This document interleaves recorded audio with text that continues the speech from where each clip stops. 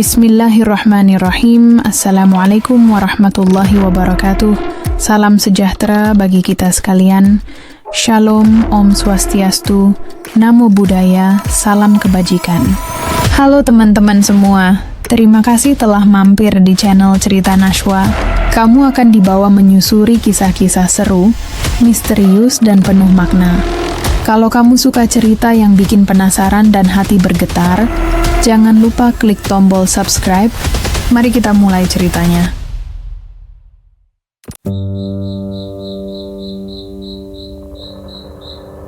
Aku tidak pernah percaya pada cerita tentang tali pocong yang lupa dilepas, atau susuk yang menjerat arwah seseorang bahkan setelah jasadnya dikubur.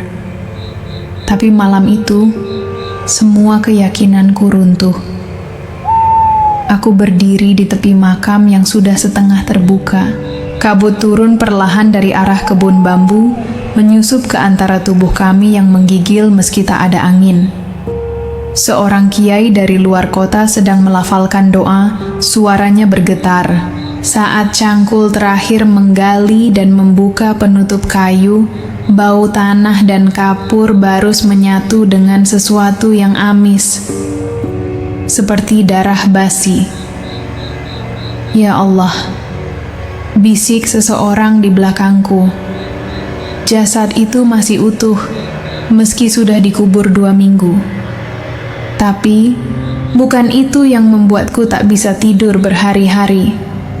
Wajahnya, wajah Bularawati, yang selama ini dikenal pendiam dan anggun, kini membiru dengan ekspresi seperti sedang menahan teriakan. Matanya tertutup rapat, namun dari sela bibirnya tampak seutas benang emas keluar melingkar seperti hendak melilit lehernya sendiri. Dan tali pocong itu masih terikat kuat. Bahkan simpulnya mengeras seperti kawat yang menolak dilepaskan. Lalu, entah siapa yang pertama kali mendengar, tapi di tengah sunyi, dari liang itu terdengar suara lemah, seperti bisikan dari dalam dada tanah. Masih ada yang tertinggal, masih tak ada yang bicara sesudahnya. Banyak yang menangis diam-diam, beberapa muntah di balik semak, dan aku sampai sekarang tak pernah bisa benar-benar pergi dari malam itu. Itu sebabnya aku menulis ini, agar kalian tahu ada beberapa orang yang mati, tapi tak pernah benar-benar dikuburkan dengan tenang.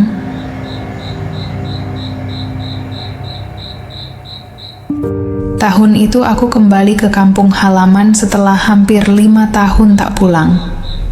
Letaknya di kaki gunung wilayah Jawa Timur, desa kecil yang sebagian besar penghuninya masih memegang tradisi lama. Aku datang bukan untuk liburan, tapi untuk menghadiri pemakaman Bularawati, perempuan tua yang rumahnya berdiri paling ujung, nyaris menyentuh batas kebun bambu yang dipercaya warga sebagai tempat bersemayamnya yang tak terlihat. Rumahnya kayu jati tua, berlumut di sisi timur, dan sudah lama ditinggal penghuninya satu persatu. Suaminya meninggal lebih dulu, anak semata wayangnya merantau entah kemana, dan Bularawati tetap tinggal sendiri. Ia perempuan yang jarang bicara, tapi selalu berpakaian rapi dan beraroma melati. Wajahnya aneh, tidak muda, tapi tidak tua-tua amat. Hari itu, jenazahnya diturunkan ke liang lahat menjelang asar. Hujan tak berhenti sejak siang. Bukan gerimis lembut, tapi deras dan menusuk, seperti sengaja mengguyur acara pemakaman ini. Beberapa orang tua kampung mulai menggumamkan sesuatu yang tidak ku mengerti, semacam doa atau penolak bala. Aku berdiri agak jauh dari lubang makam, memegang payung plastik yang sudah retak di ujungnya. Yang membuatku merinding bukan hanya suara tanah yang dijatuhkan ke peti, tapi angin berputar hanya di satu titik, tepat di atas pusara. Dedauan bambu di belakang bergetar keras, tapi daun-daun pohon di sisi lain tetap diam. Ada sesuatu yang tidak biasa, dan aku yakin bukan hanya aku yang merasakannya.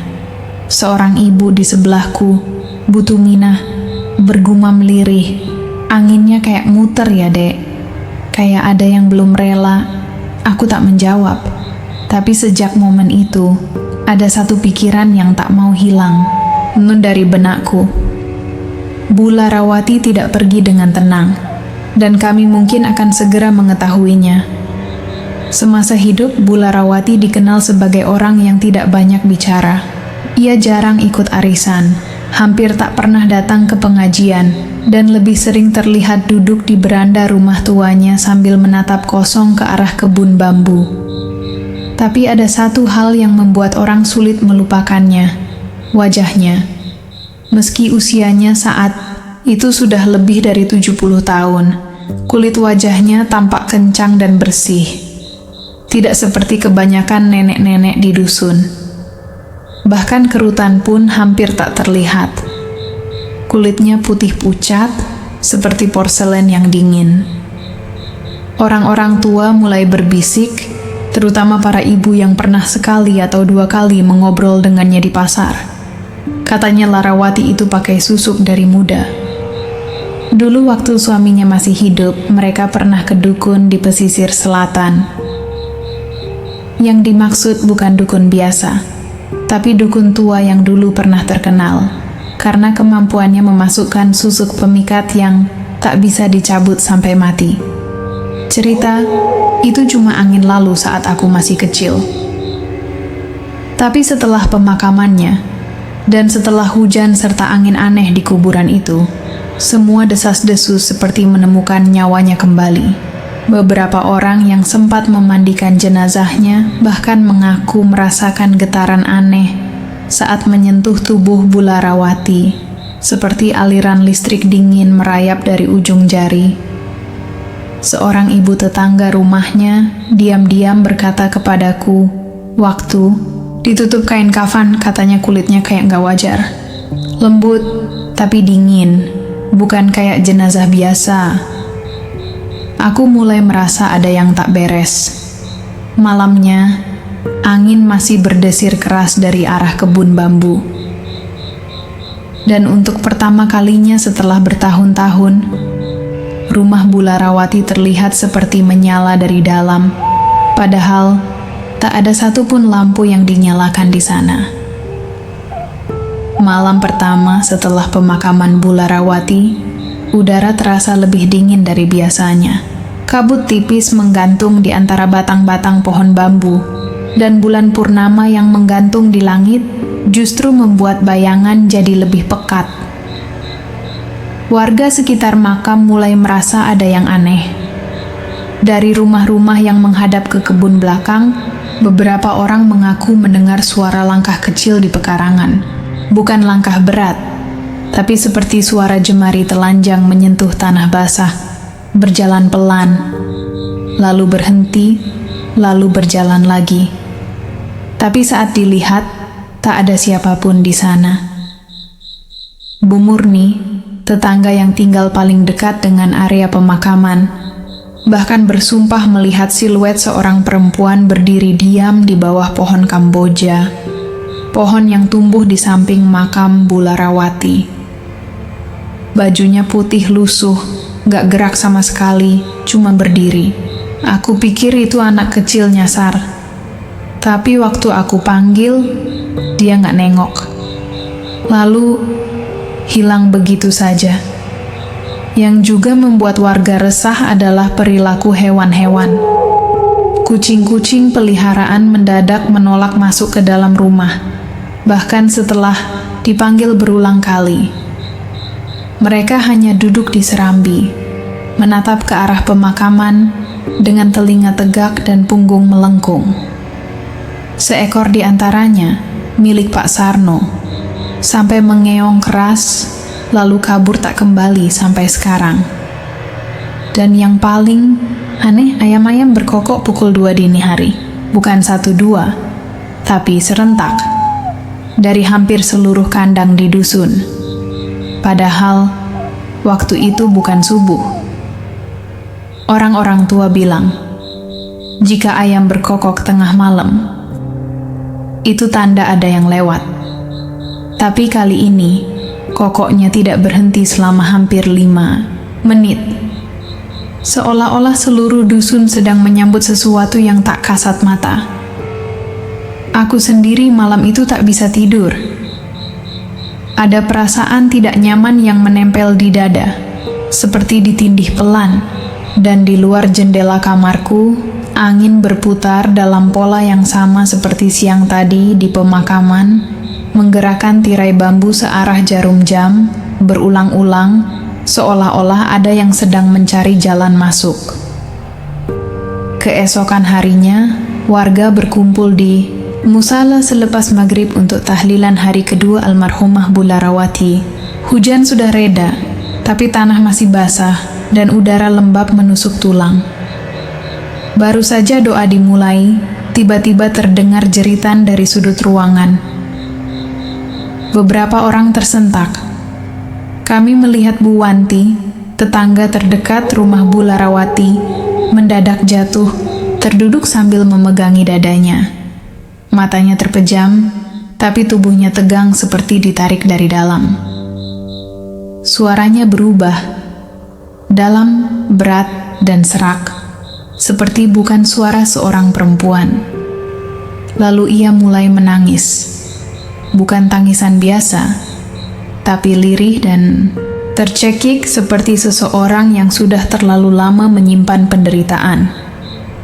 Lepaskan simpulnya. Aku tak bisa pulang. Tolong, terlalu sakit. Kami semua terpaku. Beberapa ibu langsung memeluk anak-anak mereka. Suasana jadi hening, lalu pecah oleh bacaan ayat kursi yang mulai dikeraskan oleh Pak Ustaz Dharma, Imam Musala. Tapi Bu Wanti terus meracau dalam nada yang bukan miliknya sendiri. Kalian menutupku terlalu rapat. Ada yang belum terlepas. Tangannya mencakar lantai. Kuku-kukunya berdarah. Mulutnya bergerak sendiri, kadang senyum, lalu meringis seperti menahan perih. Ustaz Dharma akhirnya meminta semua jemaah membaca surat Al-Falaq bersama-sama. Setelah beberapa menit, tubuh Bu Wanti melemas dan ia pingsan dalam pelukan suaminya. Saat sadar beberapa jam kemudian, ia tak ingat apa-apa. Tapi yang membuat bulu kuduk kami meremang, suara yang keluar dari mulutnya sempat menyebut satu kalimat yang tidak diketahui siapapun, kecuali beberapa orang yang memandikan jenazah Larawati. Simpulnya, belum dilepas. Kalimat itu hanya dibisikkan diam-diam sehari sebelumnya. Dan malam itu, seolah-olah Larawati sendiri yang mengulanginya melalui mulut orang lain. 2 hari setelah kesurupan Bu Wanti, cerita-cerita aneh mulai bermunculan. Kali ini datang dari Pak Rawi, penjaga makam yang tinggal tak jauh dari pemakaman desa. Pagi itu, saat ia membersihkan area sekitar pusara Bu Larawati, ia memperhatikan sesuatu yang membuatnya berhenti menyapu. Tanahnya beda, katanya kepadaku saat kami duduk di serambi musala. Tempat lain masih kering, ini malah dingin. Kayak basah dari dalam, bukan dari hujan. Ia sempat mencoba mencangkul sedikit di sekitar pusara, sekadar meratakan gundukan. Tapi menurutnya, tanahnya terasa lunak, empuk dan lembab, seolah-olah ada uap dingin yang keluar dari perut bumi. Saat ia genggam, ada rasa sejuk yang merayap dari telapak tangan naik ke leher, membuatnya mual seketika. Yang lebih mengganggu, setiap bunga tabur yang diletakkan di atas makam Larawati selalu basah keesokan harinya, walaupun malam sebelumnya tidak hujan. Bunga melati yang biasanya tahan 2-3 hari, mendadak menghitam dan meleleh seperti dibakar dari dalam. Bahkan, bunga kenanga yang diletakkan oleh anak kecil sore hari Keesokan paginya tampak seperti direndam air sabun, layu, licin, dan berbau anyir. Warga mulai enggan melewati makam itu, apalagi saat senja menjelang. Anak-anak yang bermain layangan di lapangan sebelah mulai dipanggil pulang lebih awal, dan Pak Rawi sendiri sejak hari itu tak pernah lagi menyentuh pusara Larawati. "Saya cuma tukang jaga, Mas. Tapi itu kuburan bukan lagi milik kita. Rasanya kayak ada yang masih tinggal di dalam." Beberapa malam setelah keanehan di kuburan itu, aku mulai merasa tidak enak tidur. Namun yang mengejutkan, aku bukan satu-satunya yang merasakan keganjilan di malam hari. Suatu pagi, aku bertemu adikku di warung kopi. Tanpa sengaja, kami mulai berbicara tentang mimpi masing-masing. Lalu, Pak Leman, tetangga tua yang bijaksana, bergabung ke dalam obrolan. Kami bertiga menyadari sesuatu yang aneh. Kami bermimpi tentang Bu Larawati yang sama. Dalam mimpi itu, kami melihat Larawati berdiri di tengah kebun bambu yang mengapit dusun kami. Ia mengenakan kain putih kusam, berdiri dengan postur tegap meski wajahnya sedih dan lelah. Sorot matanya menusuk, penuh luka dan penyesalan. Ia diam, tak berkata sepatah kata pun. Yang membuat mimpi itu membekas adalah saat ia mengangkat tangan dan menunjuk tepat ke arah dada kirinya sendiri. Tapi sebelum kami sempat bertanya, ia menghilang, tertelan kabut dingin yang tiba-tiba menyelimuti sekitar. Kami bertiga saling berpandangan, takut untuk membahas lebih jauh. Di desa, orang-orang sering bilang kalau membicarakan arwah tanpa alasan bisa membawa petaka. Kami juga takut dianggap ikut-ikutan atau berhayal, tapi sulit untuk mengabaikan perasaan aneh itu. Adikku bahkan mengaku beberapa malam setelah mimpi itu, ia mendengar suara pelan seperti bisikan, tapi tak pernah bisa menangkap jelas kata-katanya. Pak Leman mengelus jenggotnya dan berkata, "Kalau sudah begini, mungkin ada sesuatu yang belum selesai, sesuatu yang harus kita cari tahu sebelum makin parah." Beberapa malam setelah kami bertukar mimpi, suasana di dusun mulai berubah menjadi tidak nyaman. Anak-anak kecil yang biasanya tidur nyenyak, kini sering menangis dan rewel tanpa sebab jelas. Para ibu mulai mengeluh karena bayi mereka terbangun berulang kali di tengah malam, menangis sambil menatap ke sudut kamar yang gelap. Beberapa anak bahkan mengigau dengan kata-kata yang sama. Ibu tua di dekat jendela, "Jangan biarkan dia masuk." Pak Agus, salah satu petani di dusun, mengalami kejadian aneh dengan sapinya. Seekor sapi perahnya ditemukan mati mendadak di kandang, tanpa luka atau tanda-tanda serangan hewan. Tubuh sapi itu dingin dan kaku, seolah-olah kehabisan napas dalam hitungan jam. Pak Agus bilang, sapi itu biasanya sangat kuat dan sehat. Mati begitu saja tanpa alasan medis yang jelas, membuatnya resah. Keluarga Bu Ratna yang tinggal paling dekat dengan rumah almarhumah Larawati, sampai terpaksa pindah sementara ke rumah saudara di kota. Anak mereka, seorang gadis kecil bernama Sari, tidak bisa tidur dan terus mengigau selama beberapa malam. Dalam tidurnya, Sari selalu berkata dengan suara pelan dan takut. Ibu tua itu berdiri di dekat jendela kamar, dia memandangku. Keluarga itu mengatakan, kalau sudah mencoba berbagai cara, mulai dari membacakan doa, hingga memanggil dukun kampung, tapi gangguan itu tak kunjung hilang. Warga lain mulai membicarakan apakah ini akibat dari arwah yang belum tenang atau sesuatu yang lebih buruk. Tak lama setelah keganjilan mulai terasa di dusun, kabar buruk datang dari Pak Merto, pria yang bertugas memandikan jenazah Bu Larawati. Beberapa hari setelah pemakaman, ia jatuh sakit mendadak. Demamnya tinggi, badannya menggigil tanpa henti, dan ia tidak sadar selama hampir 2 hari penuh. Warga yang datang menjenguk mulai merasa takut, terutama setelah Pak Merto membuka mata dan mulai berbicara dengan suara lemah dan bergetar. Saat aku memandikan jenazahnya, mataku terbuka, cuma sebentar. Tapi aku melihatnya bukan mimpi, bukan halusinasi. Dengan napas tersengal, ia menjelaskan bahwa selama proses memandikan, ia merasa seperti ada sesuatu yang mengawasi dari balik kain kafan. Saat ia tidak sengaja membuka mata, ia melihat wajah Bularawati terbuka. Matanya merah menyala, menatap langsung ke arahnya.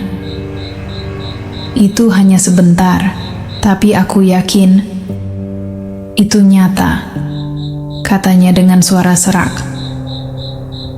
Sejak saat itu, Pak Merto merasa ada sesuatu yang terus mengikuti dan membayanginya. Ia sering terbangun di tengah malam dengan keringat dingin, mendengar suara bisikan halus di telinganya. Warga mulai khawatir bahwa mungkin ada sesuatu yang belum selesai di balik kematian Bularawati, sesuatu yang mungkin belum bisa dilepaskan dari dunia ini. Beberapa hari setelah kematian Pak Merto, aku menemui Pak Wira, penggali makam yang bertugas saat pemakaman Larawati. Kami duduk di warung kopi kecil dekat masjid, dan aku bertanya perlahan tentang jalannya pemakaman. Pak Wira tampak ragu, menarik napas panjang sebelum akhirnya mengaku sesuatu yang membuat darahku dingin. Waktu itu hujan deras, Mas. Aku buru-buru. Kubur sudah siap, jenazah sudah dibawa. Aku fokus supaya semua cepat selesai. Tapi, tentang tali pocong, aku nggak yakin sudah dilepas semua. Aku menatapnya dalam-dalam, ingin memastikan aku tidak salah dengar. Aku kira, sudah, karena biasanya memang harus dilepas. Tapi karena buru-buru, aku lupa periksa lagi. Jujur, aku bingung sendiri, Mas. Tapi aku merasa ada yang aneh sejak saat itu. Kata-katanya membenarkan apa yang selama ini kami curigai. Tali pocong yang tidak dilepas bisa menjadi penyebab gangguan yang tak berkesudahan. Sejak itu, kami mulai yakin bahwa masalah sesungguhnya bukan hanya tentang kematian Bularawati, tapi tentang sesuatu yang tertinggal dan belum selesai. Malam Jumat, saat suasana di dusun mulai sunyi dan hanya diterangi cahaya bulan pucat, beberapa warga yang melintas di dekat pemakaman merasakan sesuatu yang ganjil. Pak Jamal yang pulang dari sawah bercerita bahwa ia mendengar suara lirih dari arah kuburan Larawati. Suara itu bukan jeritan, tapi lebih seperti rintihan pelan yang keluar dari dalam tanah. Aku dengar suara perempuan merintih, seperti kesakitan. Tidak keras, tapi cukup membuat bulu kuduk berdiri, katanya dengan suara gemetar. Tak hanya Pak Jamal, beberapa orang lain juga melaporkan pengalaman serupa. Mereka mengatakan suara itu datang dan pergi, seperti meminta tolong, atau mungkin memperingatkan sesuatu. Warga mulai menghindari melewati jalan itu pada malam hari. Beberapa yang nekat bahkan merasa seperti ada sesuatu yang mengikutinya, bayangan samar yang hilang saat mereka menoleh. Situasi makin mencekam. Dusun yang sebelumnya tenang kini penuh ketakutan yang tak bisa dijelaskan. Kabar mengejutkan datang dari desa sebelah, sekitar 2 hari setelah suara misterius terdengar di kuburan. Seorang dukun tua yang dulu dikenal pernah membantu Larawati, namanya Pak Tawi, ditemukan meninggal di rumahnya sendirian. Tidak ada tanda-tanda kekerasan atau luka, namun tubuhnya sudah membeku seperti telah meninggal beberapa hari sebelum ditemukan. Yang membuat warga gempar adalah sebuah tulisan yang ditemukan di kaca jendela rumahnya, seolah-olah digores dengan kuku atau paku runcing. Belum semua lepas. Warga yang melihat tulisan itu merasa bulu kuduknya berdiri. Banyak yang percaya bahwa pesan itu adalah peringatan terakhir dari Pak Tawi, atau mungkin bisikan dari sesuatu yang tak kasat mata. Dukun yang terkenal bijaksana dan tertutup itu dikenal selalu mengingatkan orang-orang agar berhati-hati pada urusan susuk dan dunia gaib. Kini, kematiannya yang mendadak menimbulkan banyak tanda tanya dan ketakutan di antara warga. Warga yang semakin takut akhirnya meminta bantuan Ustaz desa untuk membersihkan rumah Larawati. Ustaz datang membawa air doa dan kitab suci, dengan harapan bisa menenangkan suasana dan mengusir gangguan yang terus muncul. Saat awal membersihkan halaman dan ruang tamu, suasana masih terasa biasa saja. Tapi saat Ustaz masuk ke kamar utama, kamar yang dulu sering ditempati Larawati, suasana berubah drastis. Tiba-tiba, wajah Ustaz menjadi pucat dan ia terbatuk-batuk hebat. Tubuhnya gemetar tak terkendali, lalu ia muntah air keruh berwarna gelap. Warga yang melihat kejadian itu terdiam, takut dan tidak berani mendekat. Dengan napas tersengal, Ustaz berkata pelan, "Ada sesuatu yang belum selesai di sini. Sesuatu yang kuat dan masih melekat. Ritual biasa tidak cukup. Ini bukan perkara biasa." Semua menyadari bahwa gangguan ini bukan sekadar arwah penasaran, tapi ada ikatan yang lebih dalam dan rumit. Setelah usaha pembersihan rumah Larawati gagal, suasana di dusun makin mencekam. Beberapa warga mulai melaporkan kejadian aneh yang mereka alami di sekitar rumah tua itu. Pak Slamet, seorang tukang kayu yang sering lewat depan rumah Larawati saat malam hari, bercerita bahwa ia pernah melihat sosok perempuan berdiri diam di ruang tamu, tepat di balik jendela yang sudah pecah. Dia tidak bergerak sama sekali, hanya berdiri dan menatap keluar. Wajahnya tidak jelas, tapi aku yakin itu Larawati, katanya dengan suara gemetar. Tak hanya itu, beberapa tetangga yang berani mendekat ke rumah itu juga melihat sesuatu yang lebih aneh. Di dalam ruang tamu, tepat di depan cermin besar yang sudah retak, terlihat sosok perempuan duduk dengan tenang. Wajahnya pucat dan matanya kosong seperti terperangkap dalam waktu. Seperti ada bayangan yang tak bisa keluar, kata Bu Yanti, yang hampir pingsan saat melihat penampakan itu. Warga yang mendengar cerita ini semakin takut dan menghindari rumah Larawati, membiarkan bangunan itu sepi dan gelap tanpa sentuhan apapun. Suatu sore Pak Dharma, warga yang punya saudara di pesisir selatan, datang membawa kabar yang membuat semua orang semakin gelisah.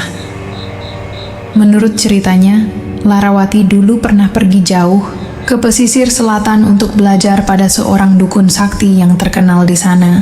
Tujuannya katanya untuk penarikan aura, sebuah praktik yang dipercaya dapat memperkuat tenaga dalam dan melindungi diri dengan cara gaib. Namun kabar buruk menyusul. Sang dukun itu meninggal secara mendadak dengan kondisi yang mengerikan.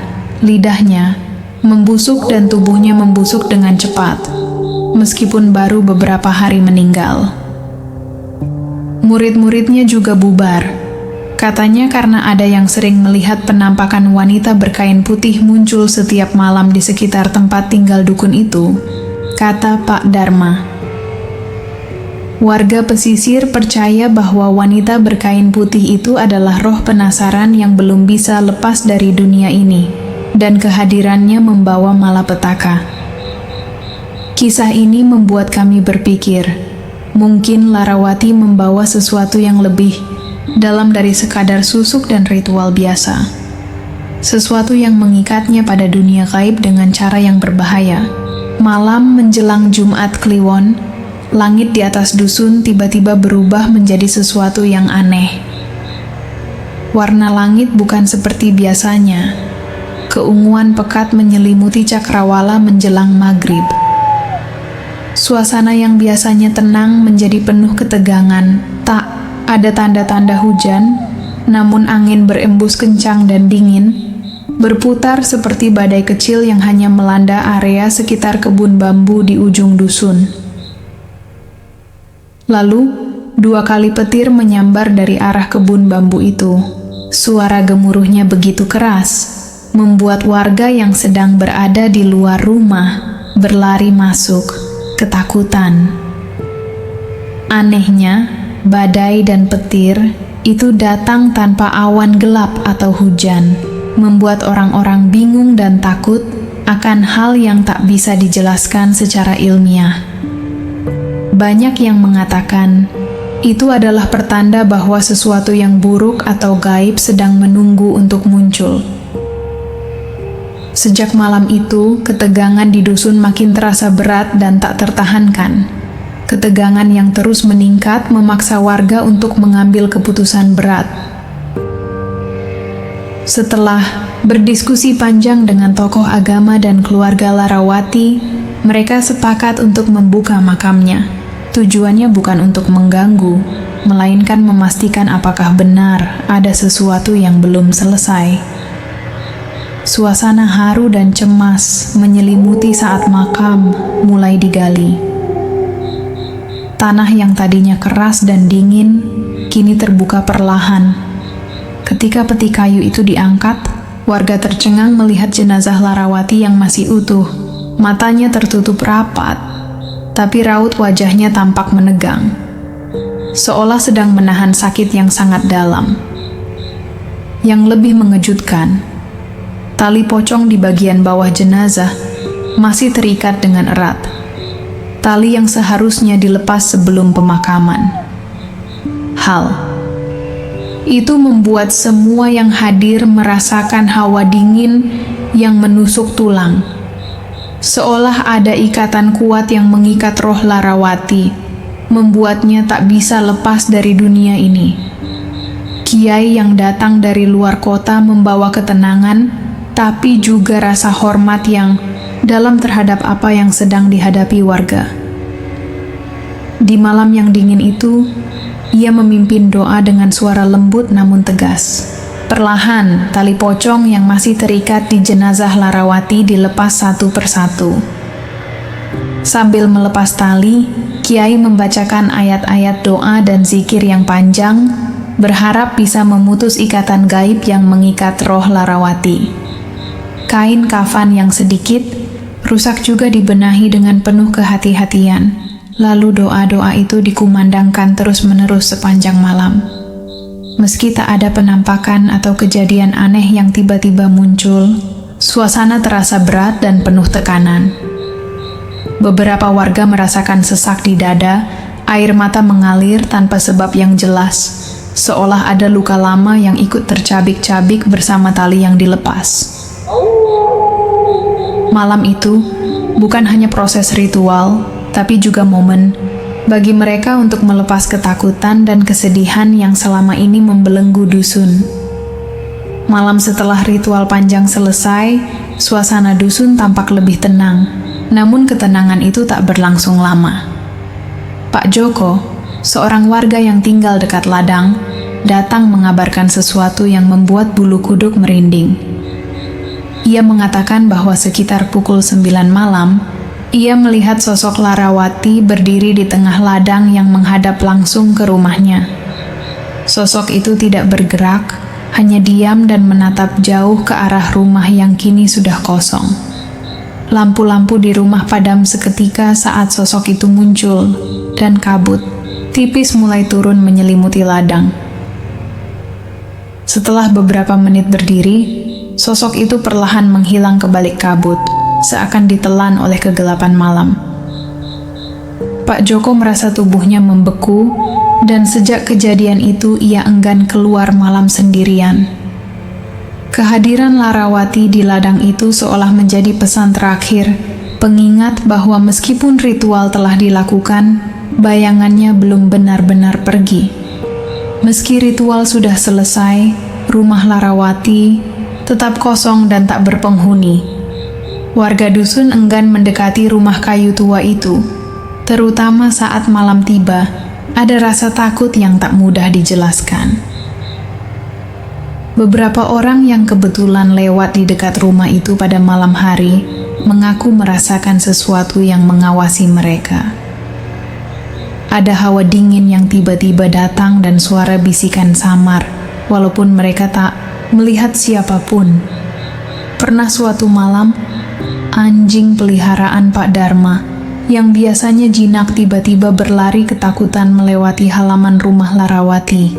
Anjing itu terus menggonggong tanpa henti sampai jauh dari sana.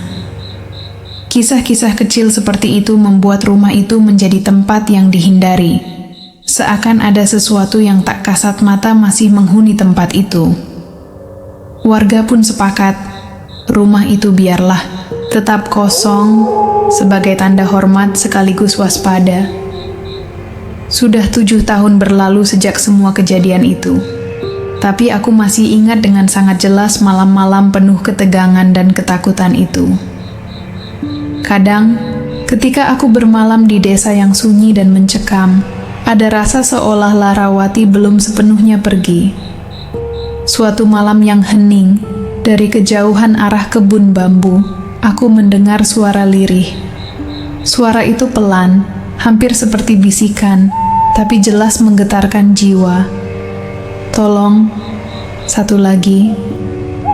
Masih tertinggal, kata-kata itu membuat darahku membeku, seolah ada sesuatu yang belum selesai, sesuatu yang masih mengikat jiwa Larawati dengan dunia ini. Kisah itu bukan hanya cerita hantu biasa, tapi pengingat bahwa ada batas yang tak boleh dilangkahi begitu saja, dan di balik semua itu, aku tahu ada tali dan susuk yang belum benar-benar terlepas. Terima kasih sudah mendengarkan kisah ini sampai selesai. Kisah Larawati bukan sekadar cerita horor biasa. Ia adalah pengingat nyata bahwa beberapa ikatan, meski tak terlihat, bisa terus mengikuti kita, bahkan setelah kematian. Semoga kisah ini membuat kita lebih waspada dan menghargai batas-batas yang ada dalam hidup. Jangan lupa untuk menjaga diri dan lingkungan sekitar dengan hati-hati, karena dunia ini lebih kompleks dari yang kita kira. Jika kamu punya pengalaman serupa atau pendapat tentang cerita ini, tulis di kolom komentar ya. Aku ingin tahu cerita dari kamu juga. Jangan lupa untuk like, subscribe, dan aktifkan lonceng agar kamu tidak ketinggalan kisah-kisah berikutnya. Sampai jumpa di cerita misteri selanjutnya. Salam hangat dan hati-hati di perjalanan teman-teman.